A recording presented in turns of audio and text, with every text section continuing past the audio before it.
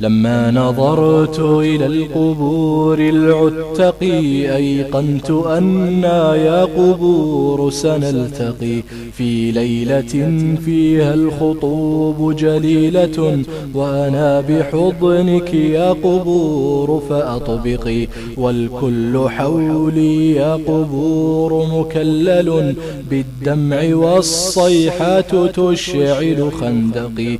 لا يأبهون بأنني فيها أعذب يا قبور فأخبريهم وانطقي أن القبور لها عذاب مرعب، فليذكروني بالدعاء الصادق، فليذكروني بالدعاء الصادق. ولتشفقي يا أرض إني موثق بالذنب ما لي غير ربي فارفقي، ولتشفقي فالذنب ليس بموبق ما دام أن الشرك ليس بمنطقي.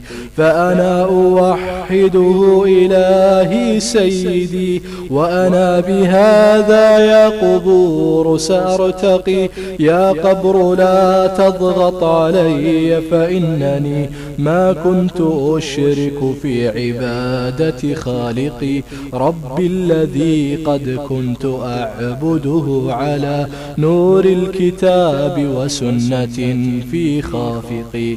قبري يضيق كأن هذه الأرض لم يك غربها رحبا ولا ذا المشرق، والدود يأكلني فكيف أزيحه عني وهذا القبر يوثق مرفقي. والأهل لا فيهم وفاء لا ولا فيهم حميم قد يراعي مأزقي، فالكل يدفنني ولا يدعو سوى في أول الأيام كم من متقي.